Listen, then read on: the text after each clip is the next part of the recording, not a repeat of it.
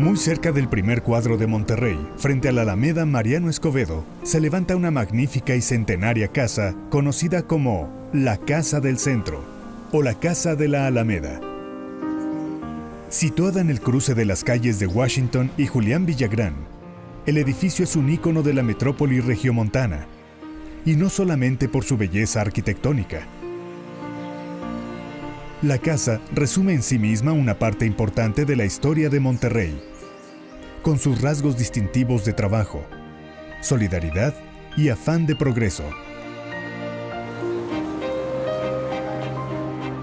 La planeación de plazas y parques, avenidas, mercados y edificios públicos en todo el país durante el Porfiriato, entre 1876 y 1911, se acompañó en Monterrey con el deseo de algunos hombres acaudalados por construir grandes mansiones.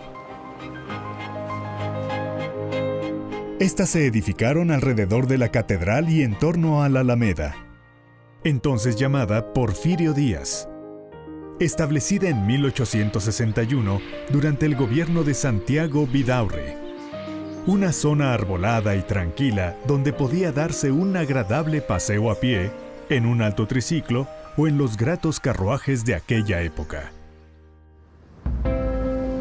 Antes del auge constructivo del periodo porfiriano, los principales edificios de Monterrey eran los de su pasado virreinal. Destacaban entre ellos la Catedral y la Plaza Zaragoza, el antiguo Palacio Municipal, el Palacio de Nuestra Señora de Guadalupe, hoy Palacio del Obispado, y la Iglesia de San Francisco. El entusiasmo por edificar estas casonas no se fundaba solamente en la capacidad económica de algunas familias o en la atracción natural de la Alameda, sino en la política del gobernador, general Bernardo Reyes, que buscaba embellecer la capital nuevoleonesa. Para los primeros años del siglo XX, sin embargo, la obra pública porfiriana, junto a la de los particulares, habían incrementado ya el catálogo inmobiliario de Monterrey con obras tan destacadas como el Palacio de Gobierno, la Estación de Ferrocarriles, la Cervecería Cuauhtémoc, la Fundidora y el conjunto de casas señoriales que rodeaban la Alameda. Una de esas mansiones era justamente la Casa del Centro. Hoy en día, la hermosa casa de Washington y Villagrán responde solamente a algunas preguntas sobre su pasado y parece negarse a responder a otras. Al desconocimiento del año preciso de su construcción, en la última década del siglo XIX, le sigue también el misterio sobre el arquitecto o ingeniero que la concibió. Las investigaciones apuntan a que fue edificada por interés de Melchor Villarreal, yerno del gran empresario Evaristo Madero. Su estilo revela la influencia de la arquitectura francesa de la época, adecuándose admirablemente a las circunstancias. Los constructores de la Casa del Centro dejaron de lado la pretensión de la piedra, el ladrillo o de la cantera para levantarla con base en los materiales típicos de la región desde la colonia, como el sillar y los enlucidos de mezcla. El edificio prescindió del patio tradicional e introdujo en Monterrey la idea de la casa señorial. Levantada en un terreno de grandes dimensiones y provista de hermosos jardines, dispuestos para la celebración de eventos sociales o familiares.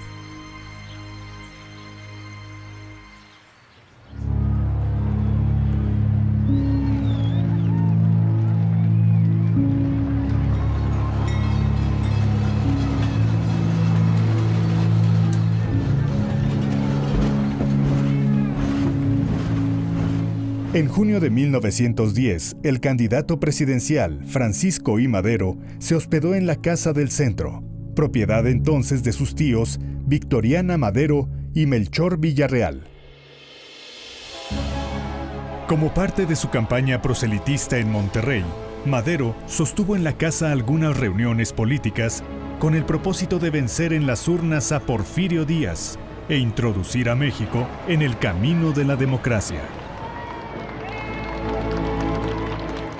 Marcada por la importancia cívica de aquel evento, la casa, al igual que otras construcciones de Monterrey, recorrió el siglo XX llevada por las vicisitudes del tiempo y del azar, de las compraventas y de los usos múltiples. Tras el uso familiar que le dieron Melchor Villarreal y la familia Madero, la casa se convirtió en residencia de gobernadores, luego en funeraria y finalmente en patrimonio de la Universidad Regiomontana, que en 1979 le restituyó su original dignidad, convirtiéndola en su rectoría. Hacia 2013, sin embargo, la bella mansión había sufrido los efectos de la urbanización y del paso del tiempo, al grado de hallarse oculta entre pequeñas oficinas provisionales construidas con paneles de yeso, plafones de tabla roca y otros materiales perecederos. Ante este panorama, Grupo Topaz, una empresa mexicana, decidió recuperar el magnífico inmueble. En un ejercicio notable de rescate arquitectónico y apoyado por la Universidad Regiomontana. Topaz liberó al edificio de las construcciones que prácticamente lo ocultaban, a lo cual siguió, en una segunda etapa, un paciente proceso de restauración que devolvió a la casa su antiguo esplendor.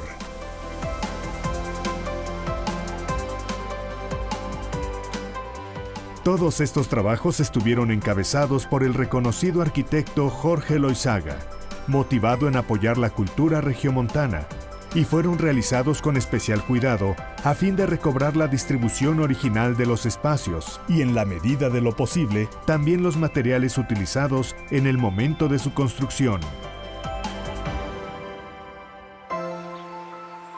Hoy la Casa del Centro forma parte del Laboratorio de Arte, Cultura y Ciudadanía de la UR. Su tarea será, usando como base el arte y la cultura, la de rescatar los valores que hicieron de Monterrey una ciudad pujante y en constante progreso.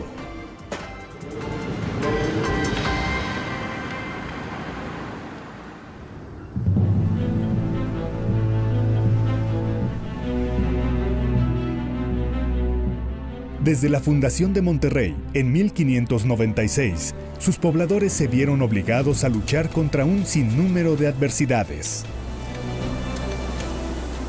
Alejados de la capital novohispana y de los grandes centros culturales y económicos, en medio de una región inhóspita, con poca agua y temperaturas extremas, la población progresó discretamente a lo largo del periodo colonial, aferrada solamente a una disposición especial para el trabajo, el ahorro, la disciplina y la solidaridad comunitaria.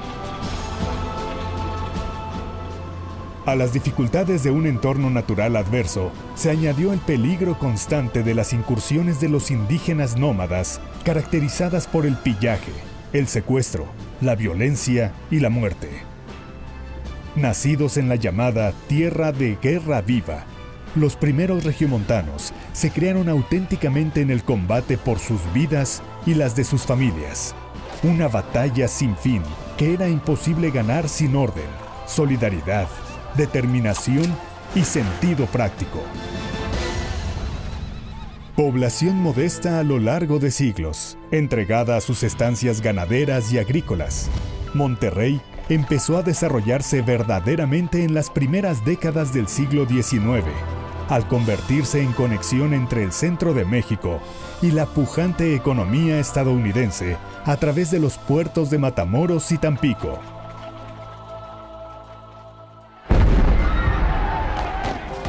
Asimismo, en 1848, al término de la guerra entre México y Estados Unidos, la cercanía con la nueva frontera estadounidense impulsó a la economía regiomontana, lo cual significó una oportunidad de oro para los comerciantes locales.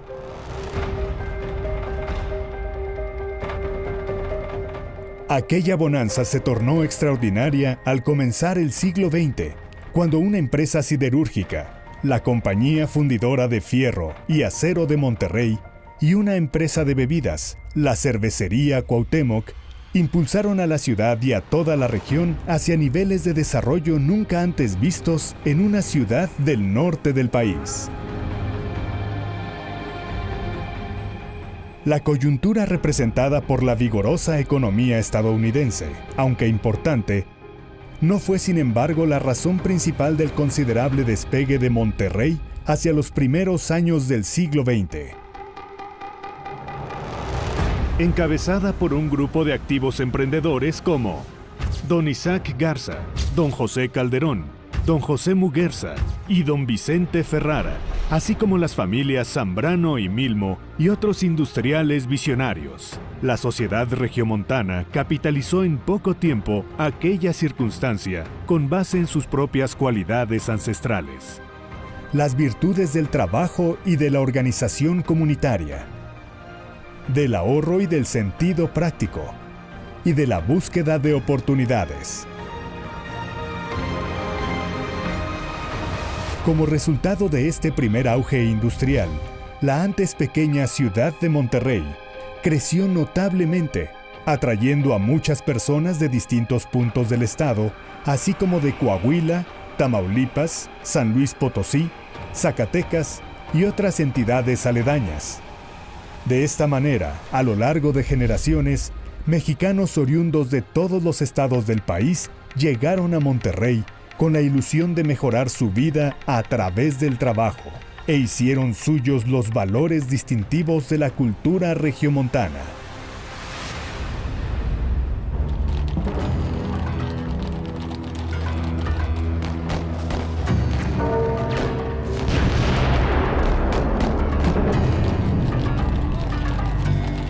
Entre 1910 y 1920, la Revolución Mexicana estuvo a punto de acabar con la bonanza de Monterrey y con el notable progreso que su sociedad había obtenido a través de la industria. Al término de la lucha armada, los gobiernos surgidos de la Revolución hicieron suyas las ideas en boga, según las cuales los intereses del capital resultaban incompatibles con los del trabajo, y el empresario resultaba un enemigo natural del obrero.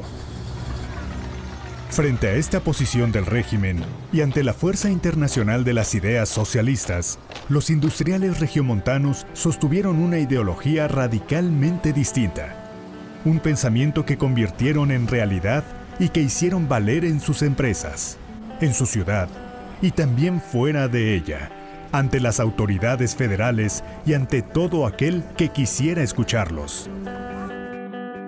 La postura de estos capitanes de la industria, inspirada en la doctrina social de la Iglesia Católica, consistía en que el empresario y el trabajador no solamente no eran enemigos, sino que conformaban en cierto sentido una familia, y la prosperidad de unos repercutía necesariamente en la de los otros.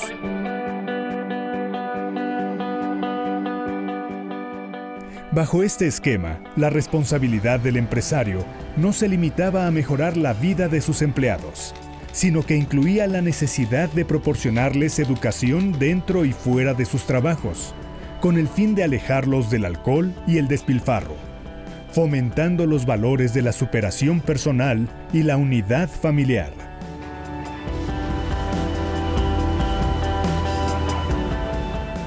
La vida del trabajador, a quien se protegía hasta el final de su existencia con planes de jubilación y de retiro, se consideraba como una parte de la vida misma de la empresa.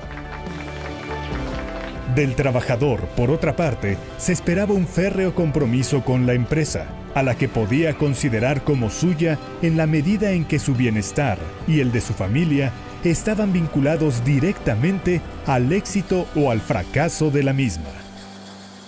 La llamada cultura del esfuerzo, articulada sobre todo por la Cervecería Cuauhtémoc a través de su revista Trabajo y Ahorro, resultó novedosa y significativa para la época. Mediante este discurso, los regiomontanos reconocieron sus valores históricos, tales como el trabajo, el ahorro, la disciplina y la solidaridad comunitaria. Sentaron en ellos las bases de su propia identidad y los dotaron de la fuerza política que aquel momento histórico exigía.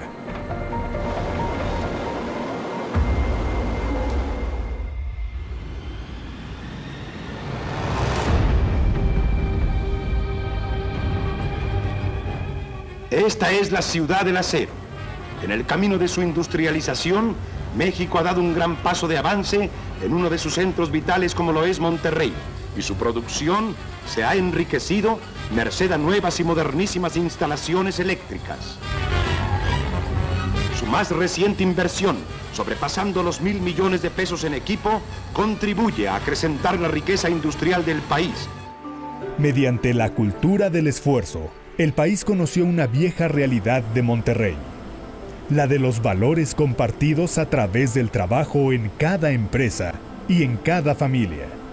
Acostumbrada desde siglos atrás a valerse por sí misma, sin esperar nada de los gobiernos, la sociedad regiomontana elaboró una filosofía a su medida, en la cual cada persona, en su comportamiento diario, era a la vez responsable de su propio bienestar y del bienestar colectivo. Más allá de las palabras, los hechos hablaron por sí mismos. Hacia los años 40, gran parte de la población regiomontana se distinguía ya por contar con vivienda propia y excelentes servicios de salud, en relación con aquellas prestaciones que parcialmente y de manera tardía comenzaba a distribuir el Estado en otros lugares del país. La construcción de colonias, parques y centros recreativos para los trabajadores, así como el afán de los empresarios por proveerlos de mejores servicios educativos y asistenciales, pusieron de manifiesto durante buena parte del siglo XX la vigencia de los valores históricos de Monterrey.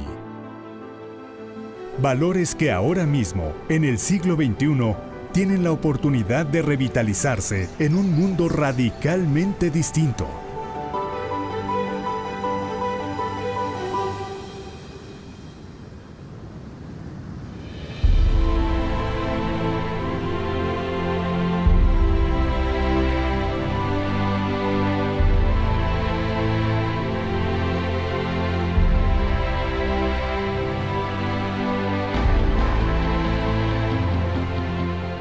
Durante más de 4 siglos, la ciudad de Monterrey creció y se transformó. Primero lentamente y después con gran velocidad. Cambiaron sus calles y avenidas, sus paseos y barrios, sus casas y edificios públicos. Los valores distintivos de los regiomontanos, el trabajo y el ahorro, la solidaridad, la familia y el espíritu de autogestión se mantuvieron firmes a través del tiempo, como una manera propia de ser y de pensar, y como una garantía probada contra las dificultades de la vida. Sobre la base de estos valores históricos, la cultura empresarial de Monterrey promovió otros nuevos como la innovación tecnológica y la responsabilidad social, adecuándolos a los cambios impuestos por las nuevas realidades de la economía.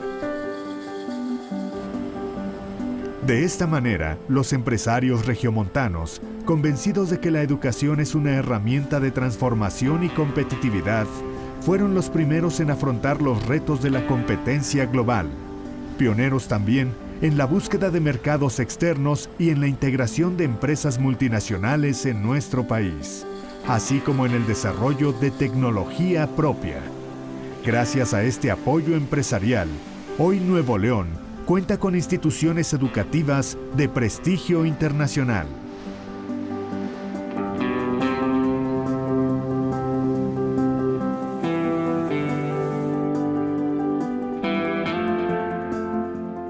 Con el propósito de difundir estos valores, la Casa del Centro del Laboratorio de Arte, Cultura y Ciudadanía de la Universidad Regiomontana será un espacio dentro del distrito Purísima Alameda, que servirá como catalizador de la creatividad, la energía y la participación comunitaria. Será un testimonio vivo de la historia centenaria de Monterrey y un reflejo de sus valores.